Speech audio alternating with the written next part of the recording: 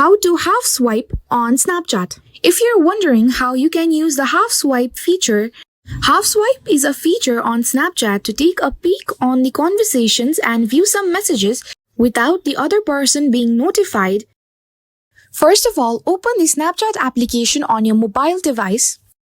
Then click on the chat section to open the conversations. Once that is done, you can now choose which conversation you would like to see. For the reference of this video, I have picked a random conversation. What you want to do is go to the Bitmoji and swipe the screen from left to right. As you can see on the screen, you can see a part of the conversation and the other party of the conversation will not be notified that you opened the chat. This works for all of the conversations as I have demonstrated on the screen.